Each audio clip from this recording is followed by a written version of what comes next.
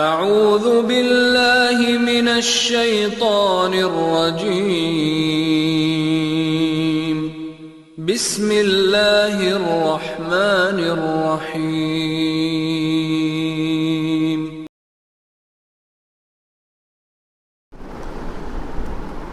ان الحمد لله نحمده ونستعينه ونستغفره ونعوذ بالله من شرور انفسنا ومن سيئات اعمالنا من يهده الله فلا مضل له ومن يضلل فلا هادي له واشهد ان لا اله الا الله وحده لا شريك له واشهد ان محمدا عبده ورسوله يا ايها الذين امنوا اتقوا الله حق تقاته ولا تموتن الا وانتم مسلمون يا ايها الناس اتقوا ربكم الذي خلقكم من نفس واحده وخلق منها زوجها وبث منهما رجالا كثيرا ونساء واتقوا الله الذي تساءلون به والأرحام إن الله كان عليكم رقيبا يا أيها الذين آمنوا اتقوا الله وقولوا قولا سديدا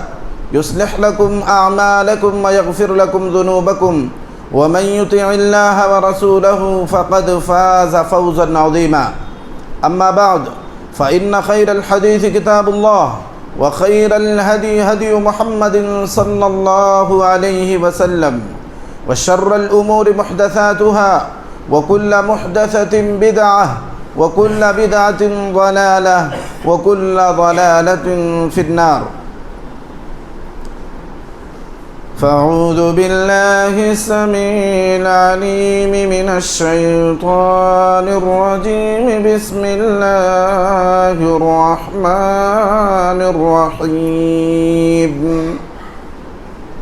قاف والقرآن المجيد بل عجبوا أن جاءهم منذر منهم فقال الكافرون هذا شيء عجيب أإذا متنا وكنا ترابا ذلك رجع بعيد قد علمنا ما تنقص الأرض منهم وعندنا كتاب حفيظ بل كذبوا بالحق لما جاءهم فهم في أمر مريج وقال الله سبحانه وتعالى في مقام آخر واعبدوا الله ولا تشركوا به شيئا وبالوالدين إحسانا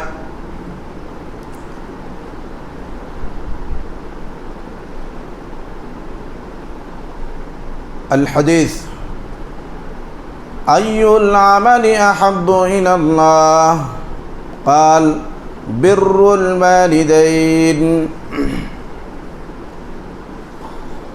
ہر قسم کی حمد و ثنا، بڑائی، بزرگی، عظمت و کبریائی پاک پروردگار عالم رب العالمین کے لیے لائق اور زیبا ہے، جس نے کروڑہا برس پہلے ساری کائنات کو بنایا اور کائنات میں رہنے والی تمام مخلوقات کی طرح طرح کی ضروریات کا انتظام و انصرام فرمانے والا ہے۔ بڑائی و بزرگی کے بعد درود و سلام نازل ہو اللہ کے نہایت ہی مقرب بندوں، برگزیدہ ہستیوں، مراد انبیاء علیہم السلام پر، خصوصاً امام الانبیاء احمد مصطفیٰ جناب محمد الرسول اللہ صلی اللہ علیہ وسلم پر۔ بزرگوں، نوجوانوں، پردہ نشین مائیں اور بہنیں، آج کے اس خطبے میں جس عنوان کے تحت آپ کے سامنے گفتگو کرنے کا ارادہ ہے وہ عنوان ہے باپ کے ساتھ غفلت کیوں، باپ سے بے اعتنائی کیوں، باپ سے دوری کیوں۔ یہ عنوان اس لیے منتخب کیا گیا ہے کہ سارے گھر کی کہانی تو نہیں ہے، لیکن بعض گھروں کی کہانی ہے کہ یہی باپ جب تک جوان تھا محنت مزدوری کرتا تھا، ایک ایک روپیہ لا کر کے اپنے گھر میں لگاتا تھا، بڑی قدر تھی، بڑی عزت تھی۔ لیکن جب یہ بڑھاپے کی دہلیز پر پہنچنے لگتا ہے تو پھر دھیرے دھیرے یہی محبت کرنے والی اولاد، بیوی، ان سے دوری اختیار کرتے ہیں۔ وہ توجہ، وہ لگاؤ نہیں ہے جو جوانی کے عالم میں تھا۔ تو ضروری ہے کہ جب بعض لوگ ایسا کر رہے ہیں تو اس پر گفتگو کی جائے، لوگوں کو سمجھایا جائے، بتایا جائے کہ وہ کتنے غفلت کے شکار ہیں، کتنا بڑا جرم کر رہے ہیں، وہ کس گناہ میں مبتلا ہیں۔ تو یہ علماء کی ذمہ داری ہے کہ معاشرے کے جس پہلو پر کمی نظر آئے اس پر روشنی ڈالی جائے۔ تو اسی ارادے سے یہ عنوان منتخب کیا گیا ہے۔ مسلمانوں، قرآن مقدس میں جگہ جگہ جا بجا اللہ رب ذوالجلال والاکرام نے اپنی عبادت کرنے کا جہاں پر حکم دیا ہے، وہیں پر ساتھ ہی ساتھ والدین کے ساتھ، ماں باپ دونوں کے ساتھ احسان و سلوک کا بھی تذکرہ کیا ہے۔ جیسا کہ خطبہ حاجہ کے بعد میں نے تلاوت کی کہ اللہ فرماتا ہے وَاعْبُدُوا اللَّهَ وَلَا تُشْرِكُوا بِهِ شَيْئًا وَبِالْوَالِدَيْنِ احسانا۔ اے دنیا کے لوگوں، ایک پروردگار اللہ کی عبادت کرو، اس کے ساتھ کسی کو بھی شریک نہ ٹھہراؤ، اور ماں باپ کے ساتھ احسان و سلوک کرو۔ تو اس معنی کی کئی آیتیں ہیں قرآن مجید میں۔ جگہ جگہ اللہ تعالیٰ نے اپنی عبادت کے تذکرہ کرنے کے ساتھ ہی والدین کے ساتھ خدمت کرنے، ان کا احترام کرنے اور ان کے ساتھ بہترین بود و باش اختیار کرنے کی تعلیم دی ہے، جس سے یہ پتہ چلا اور مفسرین نے سمجھایا بھی ہے کہ اس سے یہ پتہ چلا کہ اللہ رب العالمین کی عبادت کے بعد، محمد الرسول اللہ صلی اللہ علیہ وسلم کے بعد جس کا مقام ہے اور جن کی خدمت کرنی ہے وہ ہمارے والدین ہیں، ماں باپ دونوں ہیں، صرف ماں نہیں، ماں باپ دونوں داخل ہیں۔ اور آپ صلی اللہ علیہ وسلم سے پوچھا گیا، آپ سے سوال کیا کہ سب سے محبوب عمل جو اللہ کو پسند ہے، جو اللہ کو بھاتی ہے، وہ کیا ہے؟ ای العمل احب الی اللہ۔ تو آپ صلی اللہ علیہ وسلم نے ایک حدیث میں تو کہا الجہاد فی سبیل اللہ، اللہ کی راہ میں جہاد کرنا۔ ایک حدیث میں فرمایا اسی سوال پر کہ الصلاۃ علی وقتہا، نماز کو اس کے وقت پر، متعینہ وقت پر ادا کرنا۔ اور ایک حدیث میں آپ نے فرمایا بر الوالدین، ماں باپ کے ساتھ احسان و سلوک کرنا، یہ اللہ رب العالمین کو سب سے محبوب عمل ہے۔ تو قرآن مجید کی ان آیات سے اور اس حدیث سے پتہ یہ چلا مسلمانوں، ماں باپ دونوں کی خدمت کرنا، دونوں کے ساتھ احسان و سلوک کرنا، دونوں کی قدر کرنا، یہ اللہ رب العالمین کو بہت محبوب عمل ہے۔ اللہ کے نبی جناب محمد الرسول اللہ صلی اللہ علیہ وسلم نے جہاں پر ماں کی فضیلت پر کہا کہ سب سے بڑا مقام یہ ہے، فضیلت یہ ہے کہ تم ماں باپ میں سے اپنے ماں پر زیادہ توجہ دو، ان کی زیادہ خدمت کرو۔ تو ٹھیک ہے، آپ صلی اللہ علیہ وسلم نے یہ بات فرمائی کہ ثم امک ثم امک ثم امک، 3 بار آپ نے ماں کا تذکرہ کیا، پھر اس کے بعد چوتھے نمبر پر باپ کا تذکرہ کیا۔ تو اس حدیث کا یہ مطلب نہیں ہے کہ آپ بالکل باپ کو بھول جائیں، اس پر توجہ نہ دیں، ان کی قدر نہ کریں، اور پوری توجہ آپ ماں کے ہی اوپر لگا دیں، ان کی بھی خدمت کریں، ان کی بھی دیکھ ریکھ کریں، ساتھ ہی ساتھ باپ کو بھی نہ بھولیں۔ میرے بھائیوں اور دوستوں، ایسا کیوں ہے کہ یہ اولاد جو دونوں کے نطفے سے، ماں باپ کے نطفے سے یہ اولاد پیدا ہوئی ہے، دونوں سے محبت ہونی چاہیے، لیکن بعض اولاد کیوں اپنے باپ سے کٹ جاتی ہے؟ اولاد کا یہ رویہ کیوں ہے ایسا معاشرے میں؟ میرے بھائی اور دوستوں، اس کے کچھ وجوہات ہیں۔ پہلی بات یہ ہے، پہلی سب سے اہم بات یہ ہے کہ باپ کو خود ہی پتہ نہیں ہے کہ ہمارا گھر میں کیا مقام ہونا چاہیے، اور اللہ تبارک و تعالیٰ نے ہمیں کیا مقام دیا ہے اولاد کے بیچ میں، بیوی بچوں کے بیچ میں، یہ باپ کو خود ہی پتہ نہیں ہے، اور وہ اپنا وقار خود کھو دیتا ہے، اپنی اہمیت خود ضائع کر دیتا ہے، اس کے بعد بڑھاپے میں شکایت کرتا ہے کہ کیا بات ہے اولاد مجھ سے دور ہے۔ تو پہلے باپ سمجھے کہ اللہ تبارک و تعالیٰ نے ہمیں جو باپ بنایا ہے اور پوری گھر کی جو ذمہ داری ہمارے کاندھوں پہ رکھی ہے، اس کے پیچھے کیا مقام ہے، کیا درجہ ہے۔ تو سب سے پہلی بات ایک باپ یہ سمجھے کہ گھر کا مالک وہ ہے، گھر کا نگراں وہ ہے، بلا اس کے فیصلے کے گھر کے اندر کوئی فیصلہ نہیں ہونا چاہیے۔ سارے گھر کے اختیارات اللہ تبارک و تعالیٰ نے مرد کو دیا ہے، گھر کی ذمہ داری اللہ تعالیٰ نے مرد کو دیا ہے۔ کل قیامت کے دن اگر بیوی بگڑتی ہے، بچے بگڑتے ہیں، بیٹی یا بیٹا دونوں، تو کل قیامت کے دن اللہ تعالیٰ ماں سے بعد میں پوچھے گا، پہلے باپ سے پوچھے گا، وہ مین گھر کا ذمہ دار۔ اور سارے اختیارات اللہ تعالیٰ نے مرد کو دیا ہے۔ قرآن مجید میں جہاں اللہ تبارک و تعالیٰ نے یہ فرمایا کہ ہم نے مردوں کو عورتوں کا حاکم بنایا ہے، تو اس کی دو وجہ اللہ نے بتائی ہے۔ سورہ نساء میں اللہ فرماتا ہے الرجال قوامون علی النساء بما فضل اللہ بعضهم علی بعض وبما انفقوا، کہ ہم نے مردوں کو عورتوں پر حاکم بنایا ہے اس وجہ سے کہ ہم ایک دوسرے کو فضیلت دیتے ہیں۔ پہلی بات اللہ نے کیا کہا؟ ہم ایک دوسرے کو بعض پر فضیلت دیتے ہیں۔ کسی کو بادشاہ، کسی کو اس کا غلام بنا دیا، کسی کو امیر، کسی کو غریب، کسی کو کالا، کسی کو گورا، کسی کو مرد، کسی کو عورت، کسی کو لمبا، کسی کو ناٹا۔ تو اللہ تبارک و تعالیٰ ایک دوسرے پر فضیلت دیتا ہے، تو اللہ نے دے دیا فضیلت۔ کوئی عورت سوال نہ کرے ایسا کیوں؟ اگر وہ یہ سوال کرتی ہے تو پھر بہت سارے سوالات کھڑے ہوں گے کہ ہر کوئی بھی کہہ سکتا ہے ہم کو غریب کیوں، ہم کو بادشاہ کیوں نہیں، ہم کو پرائم منسٹر کیوں نہیں، بہت سارے، ہم کو صحابی کیوں نہیں بنایا، ہم کو رسول کیوں نہیں بنایا۔ یہ اللہ کا فیصلہ ہے، اللہ دیتا ہے ایک دوسرے کو فضیلت۔ تو اللہ نے کہا میں نے مردوں کو عورتوں پر فضیلت دے دی، ہم نے حاکم بنا دیا، کوئی چوچرا نہ کرے۔ دوسری بات اللہ نے فرمایا وَبِمَا أَنفَقُوا، اس وجہ سے دیا کہ وہ جو خرچ کرتا ہے، مال کما کے پائی پیسہ ایک پیسہ جمع کر کے، خون پسینہ لگا کے جو مال جمع کر کے پھر بال بچوں پہ جو خرچ کرتا ہے، اس وجہ سے ہم نے فضیلت دی۔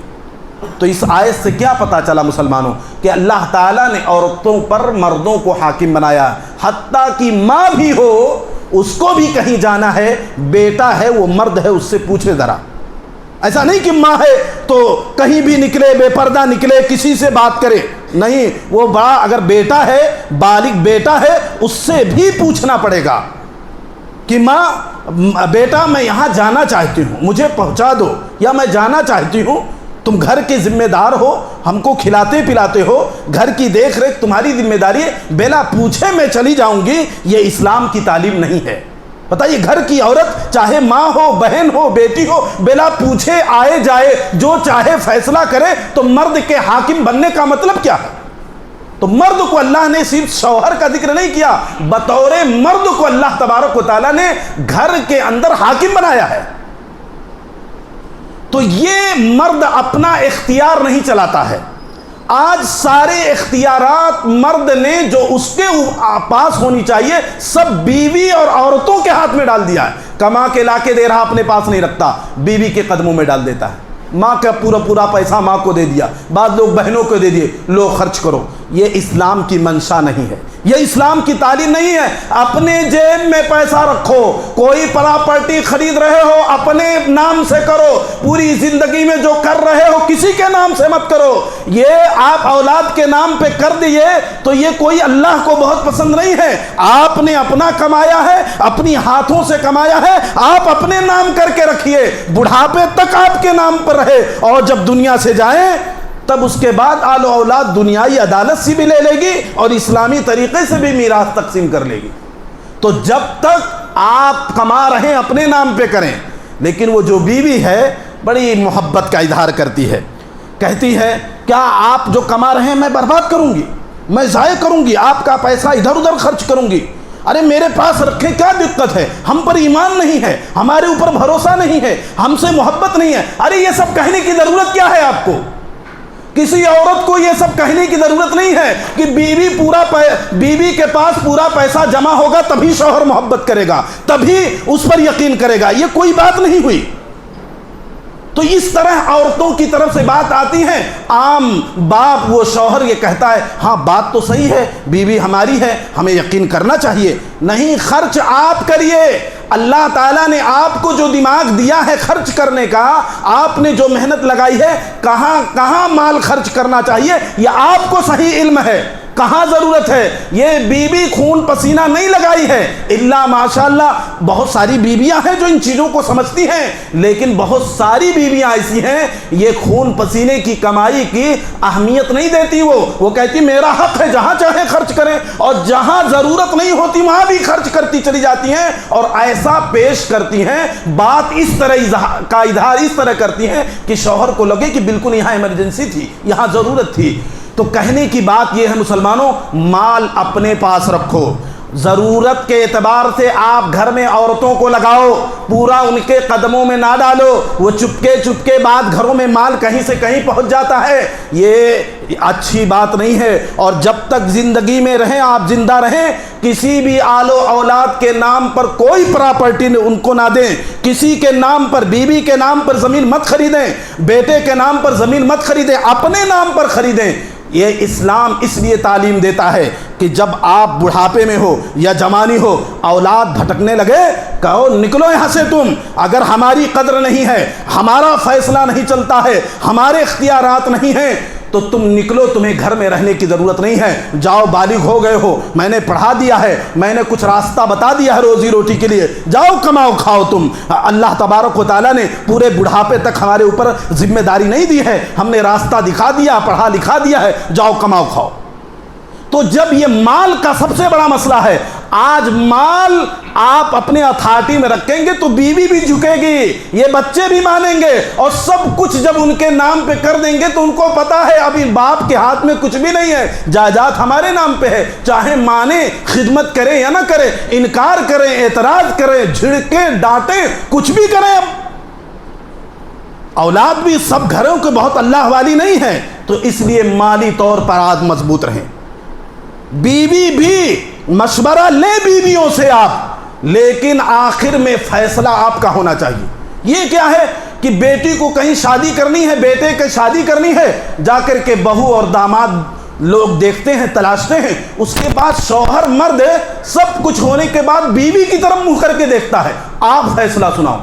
ارے اللہ نے تمہیں مرد کیا ہے، بچہ آپ کا منہ دیکھے، بچی آپ کا منہ دیکھے، بیوی آپ کا منہ دیکھے کہ جناب فیصلہ کریے، حکم صادر کیجئے، بتائیے کہ کیا آپ کا فیصلہ ہے، تو آپ کا گھر میں فیصلہ چلنا چاہیے۔ تو اصل میں یہی چیز اولاد گھر میں نہیں دیکھتی ہے، سب کچھ ماں کا دیکھتی ہے۔ اولاد بیٹی ہو یا بیٹا ہو دیکھ رہی ماں سب کچھ کر رہی ہے، گھر خریدنے کا مسئلہ اس کا فیصلہ، کچھ لانا دینا ہے اس کا فیصلہ، شادی بیاہ میں اس کا فیصلہ، بچپن سے اولاد ماں کا دودھ پی ہی رہی ہے، تو پورا لگاؤ بیٹے کا، بیٹی کا ماں کی طرف رہتا ہے، اور یہ لگتا ہے کہ باپ تو کچھ نہیں کر رہا، ہمارے لیے کیا کر رہا ہے، ساری چیزیں تو ماں کر رہی ہے، جبکہ حقیقت میں سب کچھ باپ کر رہا ہے۔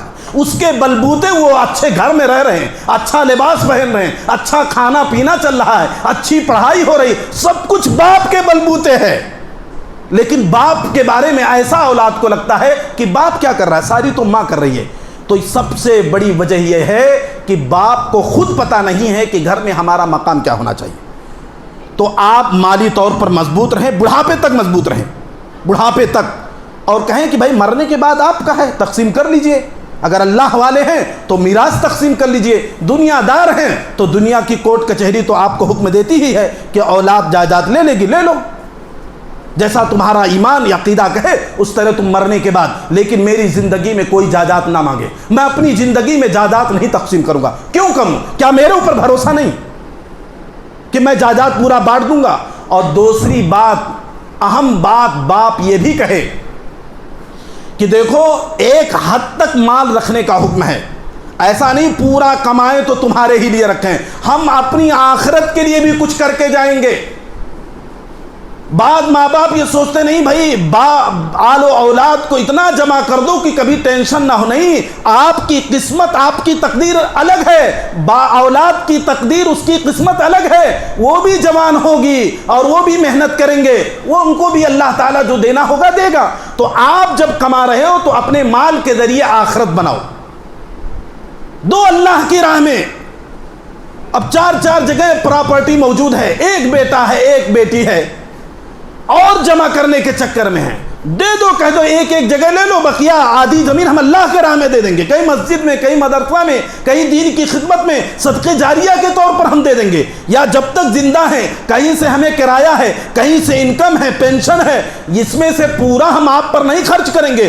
آپ جوان ہو چکے ہو، بال بچے والے ہو چکے ہو، کما کے لاؤ، دو، اپنے ماں کو دو، اپنی بیوی کو دو، اپنے بچے کو دو. اس کا بڑا حصہ ہم اللہ کے راہ میں دیں گے. پتہ نہیں تم مرنے کے بعد میرے لیے کیا کرو گے. تو جو میں اپنے ہاتھوں سے کر کے جاؤں گا وہی ہم اللہ کے ہاں امید رکھیں گے بھرپور طریقے سے. تو اس لیے یہ جو بات کہی جا رہی ہے کہ اپنی آل و اولاد کو، جیسا حدیث میں بھی ہے کہ بھیک مانگتا ہوا چھوڑ کے نہ جاؤ، اس کا مقصد یہ نہیں ہے، اس کا معنی یہ نہیں ہے کہ پوری جائیداد اللہ آل و اولاد کے لیے کر کے جاؤ. اس کا مطلب یہ ہے کہ کچھ راستہ دکھا کے جاؤ. آل و اولاد کو کوئی ہنر سکھا دو، بیٹے کو کوئی پڑھا دو، علم دے دو، تاکہ وہ راستہ دیکھ لے اور مستقبل میں روزی روٹی کا کوئی ذریعہ ہو جائے. یہ مطلب ہے کہ اگر آپ نے ایسا نہیں کیا تو گویا اس کو بھیک مانگتا ہوا آپ نے چھوڑ دیا.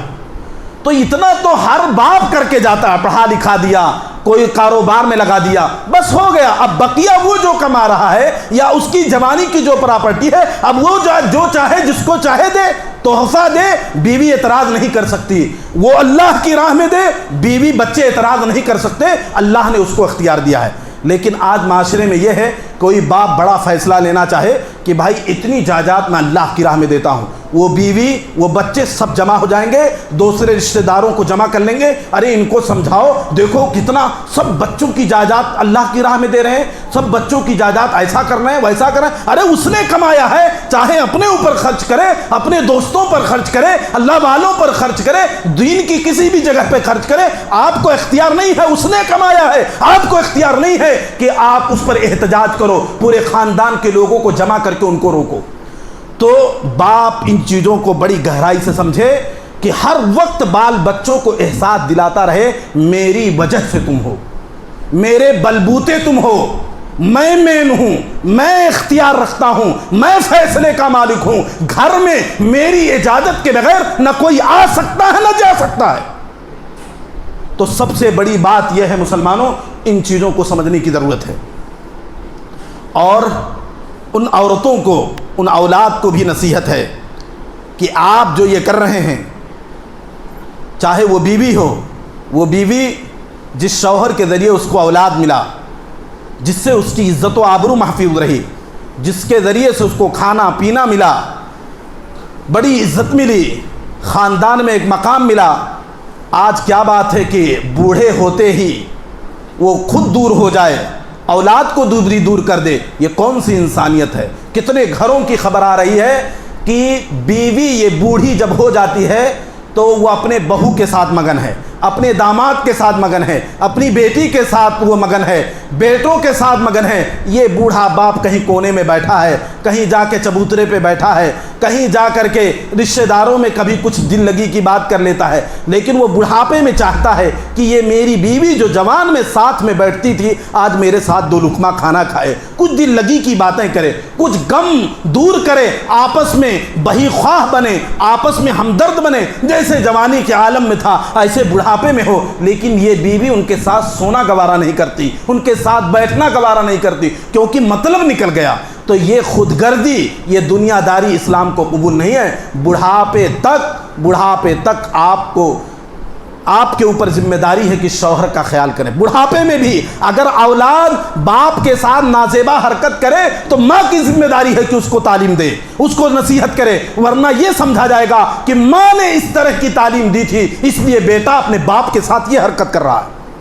تو وہ عورت بھی اپنے آپ کو سمجھے کہ ان کے اختیارات الگ ہیں، وہ گھر کے ضروریات، گھر کی ذمہ داری ان کا ایک محدود دائرہ ہے، اس کے اندر وہ فیصلہ کریں، اس کے اندر اپنی ذمہ داری پوری کریں، نہ کہ باہر کی چیزیں کہ شوہر کہاں خرید رہا ہے، شوہر کتنا کما رہا ہے، شوہر کہاں مال خرچ کر رہا ہے، ایک ایک پائی کا حساب لینے کی آپ کی ذمہ داری نہیں ہے، پورا پیسہ آپ کو حاصل کرنے کی ذمہ داری نہیں ہے۔ تو اس پر بہت ساری گفتگو کی جا سکتی ہے، کئی پہلوؤں پر، وقت مختصر ہے۔ کہنے کی بات یہ ہے کہ وہ عورت بھی ڈرے، آل و اولاد بھی ڈرے، دونوں کی خدمت کرے یہ اولاد، دونوں کا خیال کرے، دونوں کا احترام کرے، اور فیصلے کی جب بات آئے تو ایک اولاد باپ کی بات مانے، ماں کی بات نہ مانے۔ اس سے ماں کے احترام میں کچھ فرق نہیں پڑے گا۔ ماں کا جو مقام یہ ہے کہ اس کی زیادہ خیال کرے، خاص طور سے جب وہ بڑھاپے میں ہو تو ایک اولاد ان کی خدمت کرے، سر دبائے، پیر دبائے، تیل لگائے، ان کی ہر ضروریات جتنا ممکن ہو سکے پورا کرے، جائز حد میں رہ کر کے ماں جتنی چیزیں مانگے وہ پورا کرنے کی کوشش کرے۔ یہ ہے مقام ماں کا، یہ ہے آپ کا احترام کرنا، نہ کہ آپ ماں کی ہر بات سنتے جائیں، باپ کی ہر بات ٹھکراتے جائیں۔ یہ اسلام کی تعلیم نہیں ہے۔ تو کہنے کی بات یہ ہے کہ دونوں کا احترام کریں، دونوں کی خدمت کریں، دونوں کا خیال کریں آپ، اور فیصلہ اختیار آپ یہ مانیں کہ میرے بابا کا ہی ہے، میرے باپ کا ہی ہے۔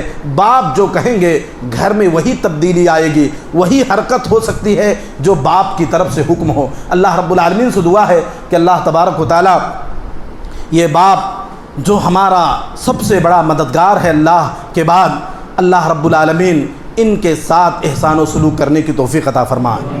اللہ تبارک و تعالی ہمیں اپنے باپ کا خیال کرنے کی توفیق دے، ان کی جو خدمت ہے، ان کا جو احترام ہے، ان کا جو بڑپنا ہے، اللہ رب العالمین وہ چیز گھروں کے اندر برقرار رکھنے کی توفیق عطا فرما۔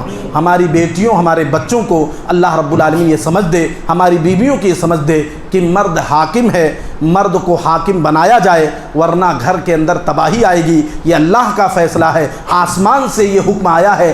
تو اللہ تعالیٰ ان عورتوں کو سمجھ دے کہ گھروں کے اندر اللہ تعالیٰ مردوں کو حاکم سمجھنے کی توفیق عطا فرما۔ اقول قولی ھذا استغفر اللہ لی ولکم ولسائر المسلمین فاستغفروہ انہ الغفور الرحیم۔